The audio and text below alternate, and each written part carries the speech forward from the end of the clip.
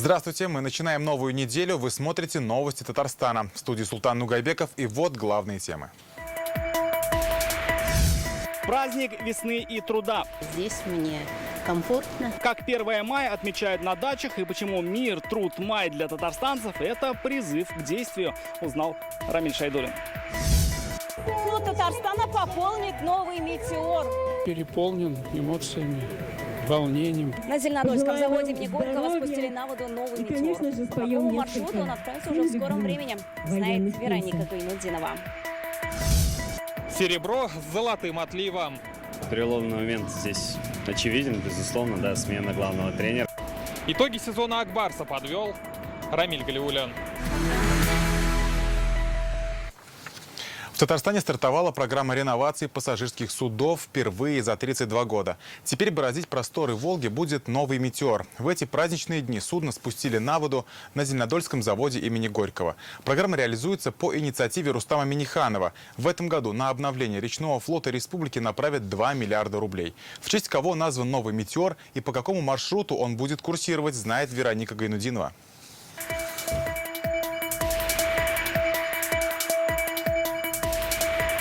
«Метеор» пополнит флот Татарстана, и это видно сразу. На бортовой части нарисован флаг республики, на кормовой татарский орнамент. А судну присвоили имя нашего земляка, героя Советского Союза, летчика-истребителя Михаила Девятаева.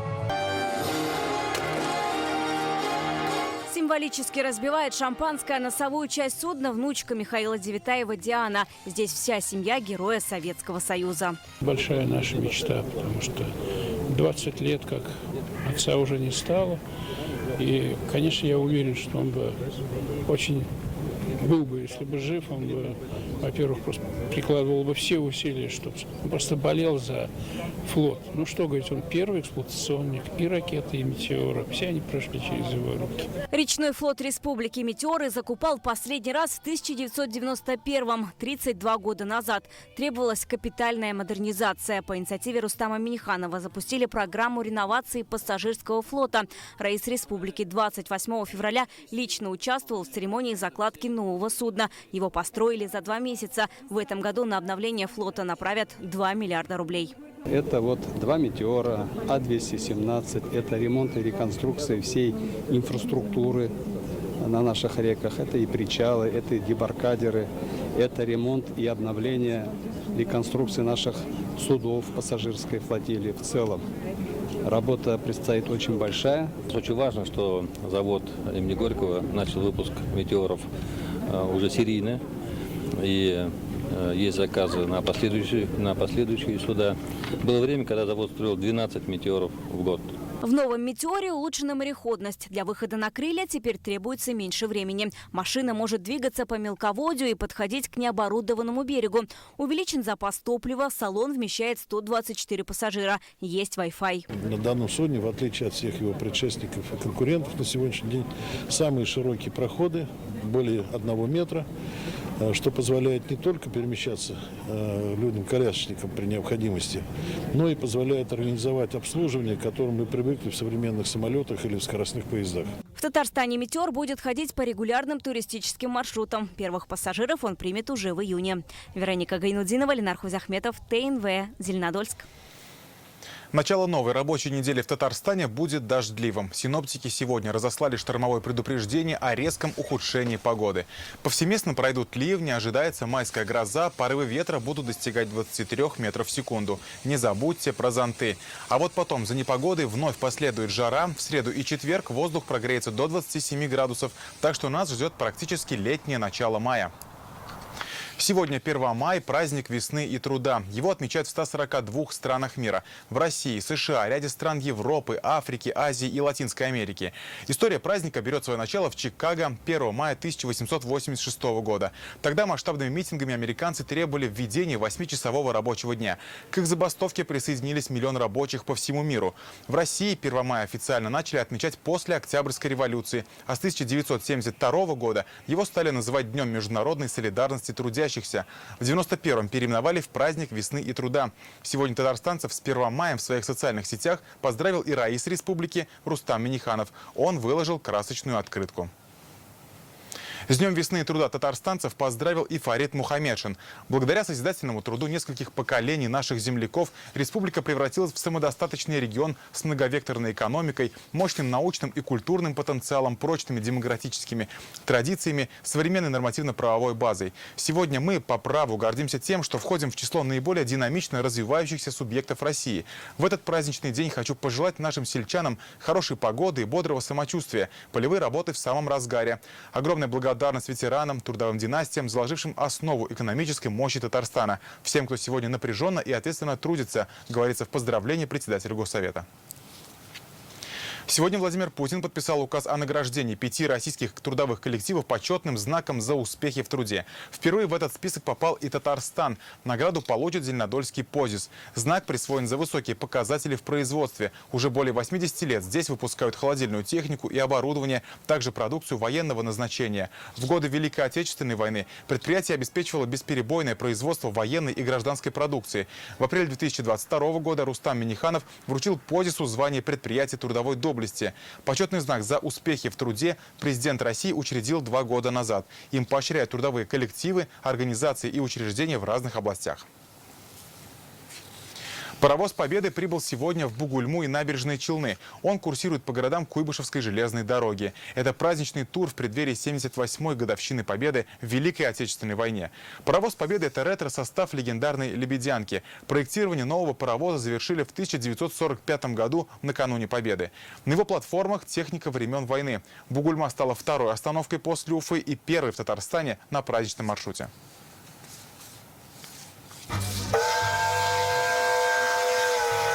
Под несмолкаемые аплодисменты на первую платформу Бугульминского ЖД вокзала прибывает паровоз Победы. Его на перроне встречают свыше 5000 человек. Здесь они с шарами, в исторической военной форме и с портретами героев своих семей. Вчера только буквально узнали, что этот паровоз Победы будет проезжать мимо Бугульмы, и поэтому решили поехать.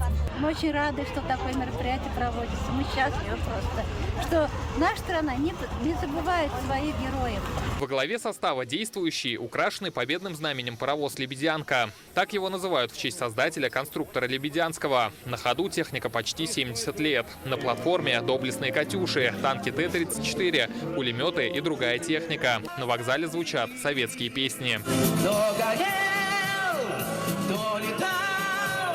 Это просто замечательно, что наконец в город Бугульма приехал паровоз Победы.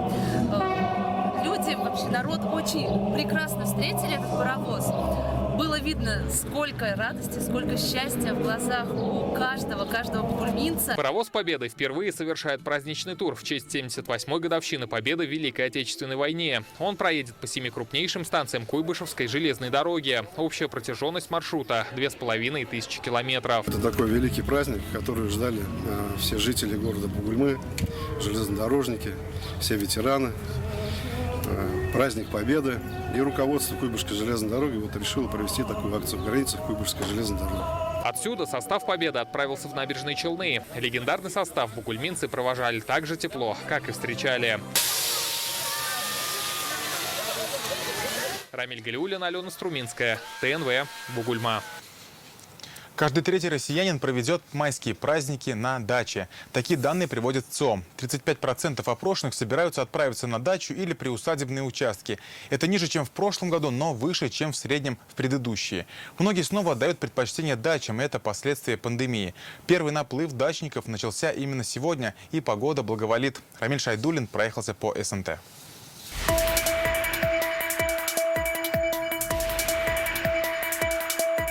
Сколько положить маленький?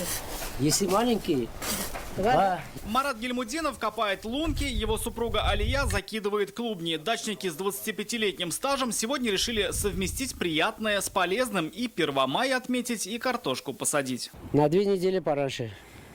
Вот. Обычно мы после 9 мая сажали картошку, а в этом году уже 1 мая уже.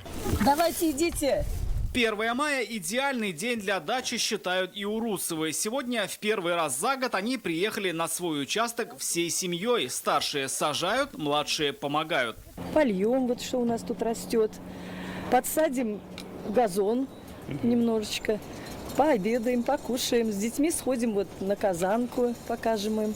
Наталья Гайнулина в прежние годы в эти дни улетала на отдых в жаркие страны. Провести его на даче впервые решилась во время ковидных ограничений. Втянулась так, что теперь живет здесь и весной, и летом, и осенью. Говорит, не только не устает на даче, но и набирается сил. Дача заменяет всякие такие путешествия, и здесь мне комфортно, удобно. Я здесь нахожусь в своей среде. Провести майские праздники на даче планирует каждый третий россиянин. Такие данные опубликовал ВЦИОМ. И хотя это чуть меньше, чем было в пандемию, все же цифры говорят, дачников стало намного больше. Особенно среди людей с хорошим материальным положением. Почему дача? Наверное, потому что 1 мая – это в первую очередь праздник труда. Поэтому и выбираются в этот день горожане из шумного города на свои уютные дачи. Что-то посеять, что-то посадить, что-то прополоть, а потом можно и отдохнуть. Работаем, уж убираемся, вот картошку сажаем, потом уж немножко вон с соседями отдыхать будем. Шашлыки сделаем, может, дети придут еще. Из предпочтений отдыха на майский внутренний туризм. По данным опросов ЦИОМ, Татарстан после Москвы на 2-м месте по популярности у туристов. У самих же татарстанцев предпочтение дачи. Судя по социсследованиям, чем крупнее мегаполис, тем больше желающих уехать за город. Рамиль Шайдун, Вадим Ларионов, ТНВ, Казань. Росреестр Республики дал дачникам топ-10 рекомендаций по оформлению недвижимости в этом году. Бесплатная приватизация садовых участков, новые правила дачной амнистии и требования к садовым домам. О важных правилах далее в репортаже.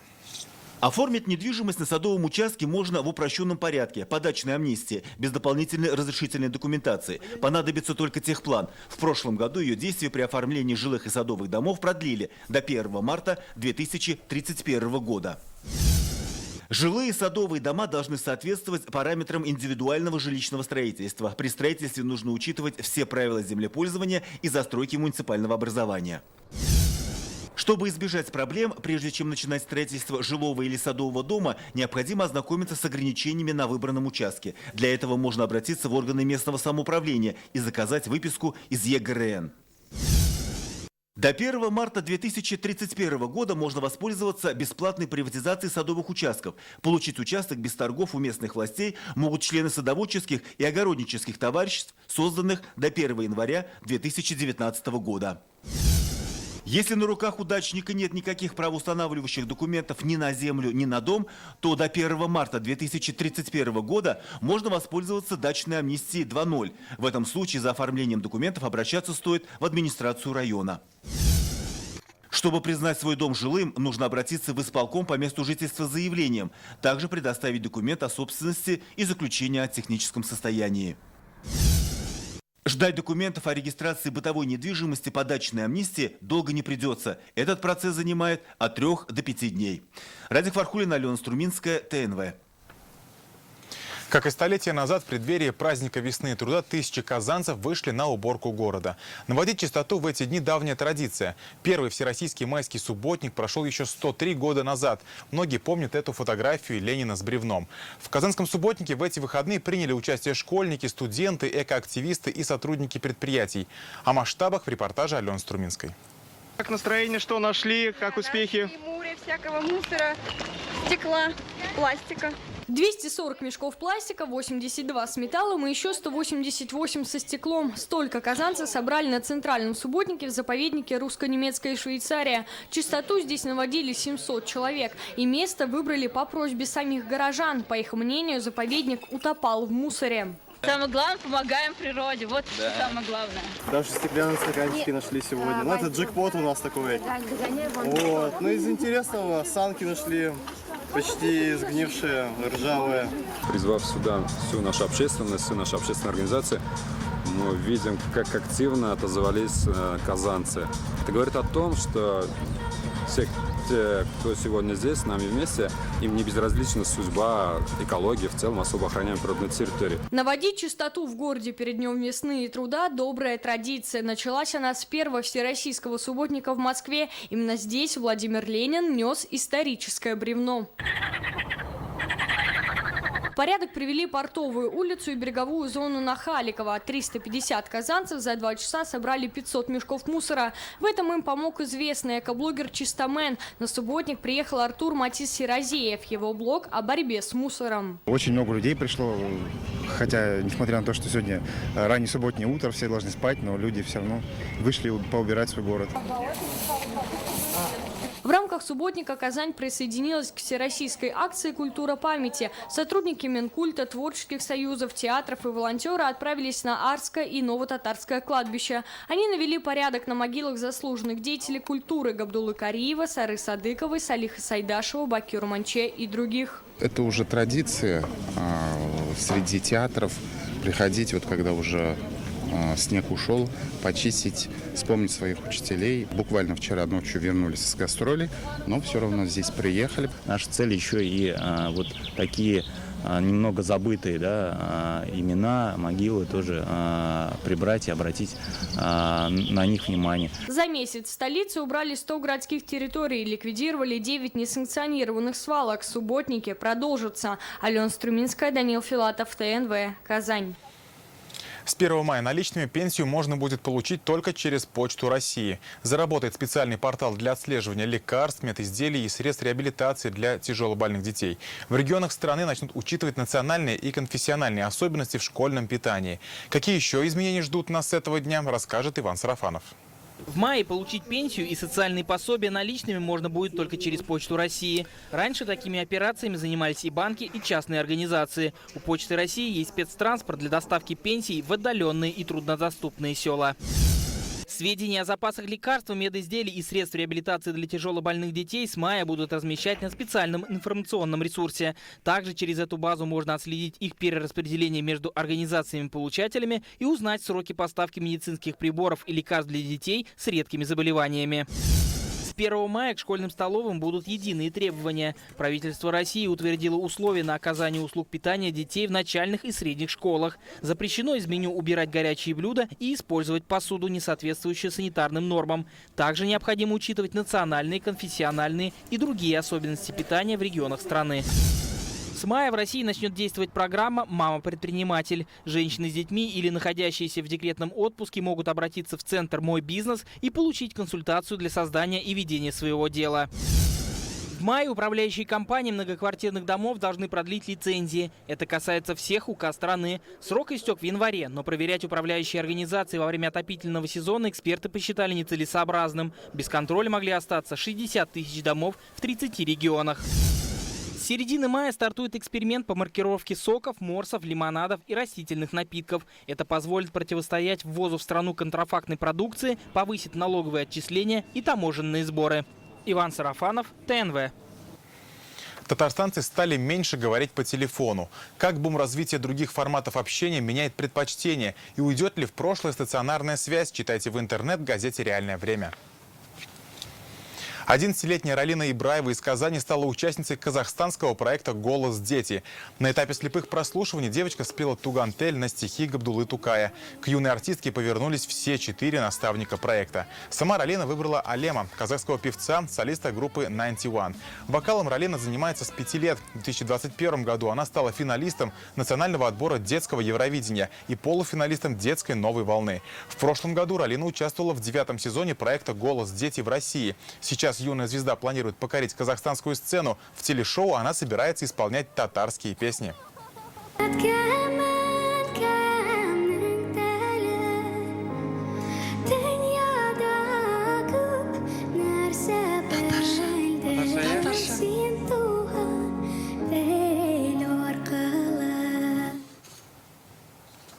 Фронтовые письма Фарида Яруллина, нотные рукописи Алмаза Манасыпова и уникальные фото Загида Хабибуллина. В Национальном музее открылась выставка «Симфония Победы». Она рассказывает о жизни и боевом пути татарских композиторов-фронтовиков. Их в нашей республике 6. Рустем Яхин, Алмаз Манасыпов, Фарид Яруллин, Загид Хабибуллин, Мазгут Латыпов и Эндер Бакиров. Как звучит «Симфония Победы», расскажет Алена Струминская. Открывает «Симфонию Победы» композиции «Говорят, что я в веснушках» Рустема Яхина, одного из 6 татарстанских композиторов, которые в годы Великой Отечественной сражались за родину. В этой витрине представлены экспонаты, которые рассказывают о Фариде Яруллине.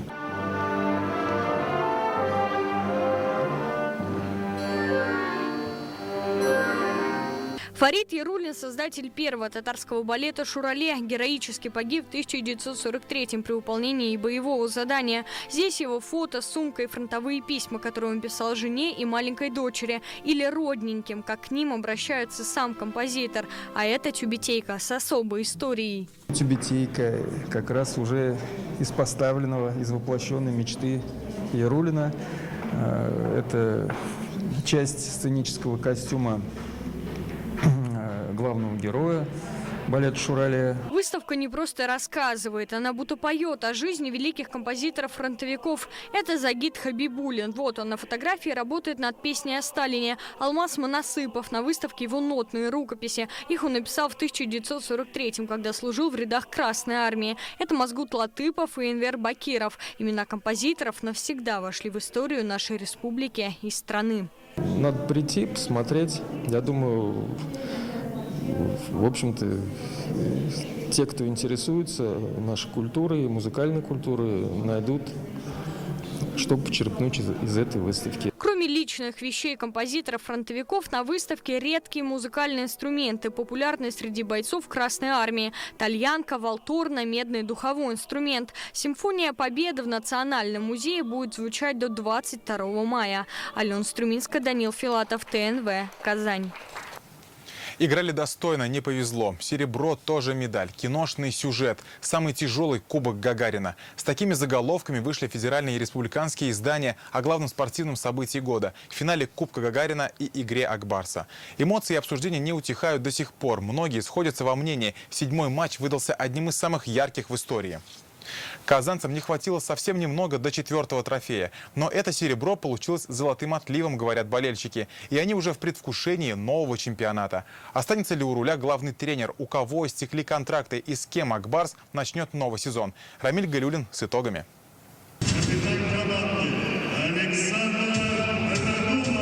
Эти слегка подзабытые мгновения. Акбарс в решающем матче сезона. К этому моменту казанцы шли 5 лет.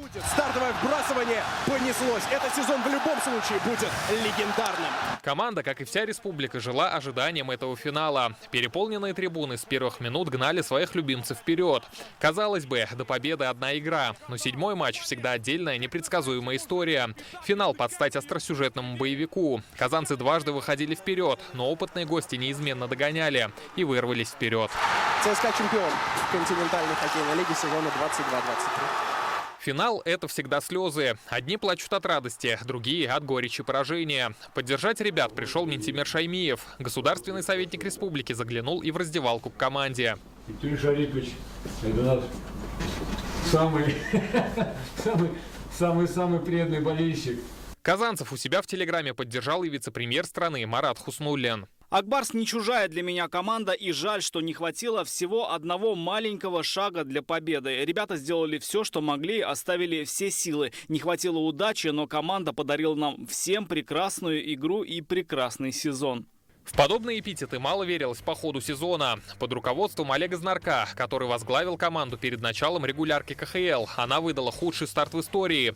А «Черный октябрь» прогремел на всю страну. В первую очередь из-за серии поражений и внутреннего конфликта в команде. В команде были группировки, так называемые Шипачевские, Радуловские. Об этом многие писали, и это на самом деле очень близко к правде. Выводить из кризиса казанцев доверили хорошо знакомому Зинату Лебель-Лединову. Именно при нем Акбарс завоевал все свои кубки Гагарина. Результат не заставил себя долго ждать. Выбравшись из ямы, казанцы заняли первое место в Восточной конференции. Хоккеисты просто начали ему доверять, потому что предыдущему тренеру они не доверяли. Человек с таким опытом, человек с таким авторитетом. То есть, когда тебе говорят, а ты думаешь, кто тебе это говорит, ты начинаешь, а зачем мне это делать? А когда тебе говорит человек с таким авторитетом, у тебя нет сомнений. А дальше плей-офф. На пути к финалу казанцы уверенно одолели Нефтехимик, Адмирал и Авангард. За короткий срок волшебник Билл навел порядок в раздевалке, улучшил микроклимат, а команда превратилась в единый механизм. Ребята начали с друг другом наигрывать некие комбинации, разговаривать друг с другом. Появились там лидеры в раздевалке, лидеры в звеньях. И это, собственно, все в комплексе помогло ребятам все-таки добиться, несмотря на то, как завершается для нас эта финальная серия, все равно положительный, я считаю, что результат. Надо сказать большое спасибо всей команде, особенно Беллидинову, тренеру. Команда 9-е место занимала одно время. И действительно, с приходом Беллидинова, я считаю, один из лучших тренеров нашей страны. Он просто сделал невозможное, что сегодня команда показала такой хоккей. Шестым полевым игроком Акбарса в этом сезоне стали болельщики. Они были рядом с командой, что называется, и в горе, и в радости. Мы были, например, там в Челябинске. У нас нет спектакля, мы идем смотреть. Наши болельщики везде, они есть везде, по всему миру. И как болели, например, когда люди не могут попасть во дворец, то они тогда болеют, объединяются все вместе. Таких болельщиков нет ни у кого, как у Акбарса. Еще пару дней назад Татнефть-арена ходила ходуном, а внимание к стадиону было приковано всей страны. Сейчас же Ледовый дворец будто уснул, дожидаясь начала нового сезона вместе с болельщиками и игроками. Что же касается самого Акбарса, то сейчас команда отправилась в отпуск, а у некоторых игроков с сегодняшнего дня завершились контракты. Главная потеря – Дмитрий Воронков. Нападающий намерен продолжить карьеру в НХЛ. Истекли соглашения также у Михаила Глухова, Кирилла Пунюкова и Кирилла Петрова. Что касается лидеров, то здесь бояться не стоит. Практически у всех действующие контракты. Такие небольшие будут точные изменения. Еще раз повторюсь, что 21 контракт есть. Вот это проделалась работа, чтобы костяк ребят, которые уже играли, сохранить их. Рынок не такой сейчас богатый, все это видят. Пожалуй, главный вопрос – останется ли Зинатулла Беллидинов у руля команды? Сам тренер взял время подумать. У меня свое желание есть. Любое. И отдохнуть тоже. Рамиль Галиуллин, Данил Филатов, Лейсан Саитова, ТНВ, Казань. Пока это все, о чем мы успели вам рассказать. С погодой вас познакомит моя коллега Аделина Зарифова. Передаю слово ей, а я с вами прощаюсь. Всего доброго.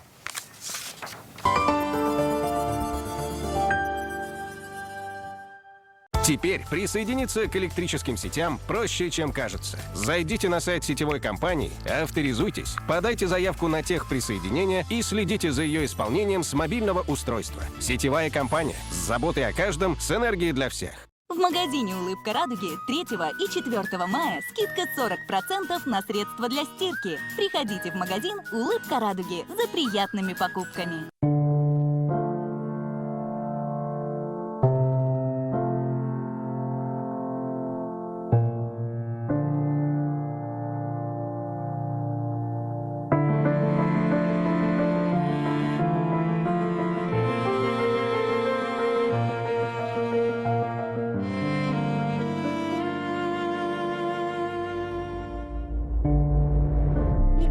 Нас там, где ездят машины.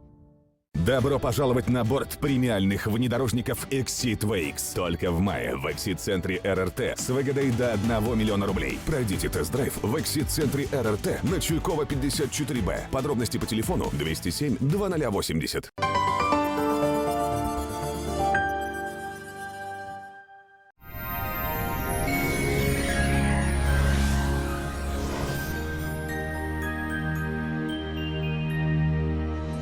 Здравствуйте! Май вступил в свои законные права и ворвался по-настоящему яркой и жаркой погодой. Но в ближайшие сутки ситуация в некоторых районах Татарстана изменится. По данным сервиса Яндекс.Погода, жители Бугульмы, Бавлов и Азнакаева изменений в погоде не заметят. Будет малооблачно и сухо. Температура высокая, ночью плюс 15, днем до 26. В набережных Челнах, Нижнекамске и Елабуге облаков станет больше. Вероятность осадков небольшая, ночью около 16 тепла, днем около 26 градусов со знаком плюс. В Агрызе, Менделеевске, Актаныше ночью без осадков и около 16 градусов тепла.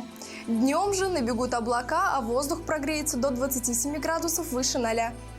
В Арске, Кукмаре и Балтаси будет намного прохладнее, чем в соседних районах. Ожидается около 13 градусов тепла в ночное время, а в дневное всего 15 градусов выше 0. Не исключены дожди. В Болгаре, Доржаном и Буинске ночью и в первой половине дня пройдут дожди, местами сильные. Температура ночью составит 11 градусов тепла, а днем понизится до плюс 13. В Альметьевске, Чистой Поле, Мамадыше облачно, преимущественно без осадков. Ночью плюс 15 и около 25 днем. В последующие сутки вероятность осадков будет небольшой, температурный фон по республике будет сильно различаться. В Казани начало рабочей недели начнется с прохладной и облачной погоды. Ночью до 13 тепла пройдут дожди. Днем в первой половине дня ожидаются осадки в виде дождя и всего 12 градусов выше 0. К вечеру дожди прекратятся, но температурный фон останется прежним. Ветер северный порывистый, атмосферное давление 756 миллиметров ртутного столба. Влажность воздуха 81%, магнитное поле Земли спокойное. Вот такими разными и нестабильными будут первые дни мая. Но одно мы знаем точно, совсем скоро нас ждет солнечная и теплая погода. Поздравляем всех с Днем мира, труда и мая. В студии была Аделина Зарифова. До встречи!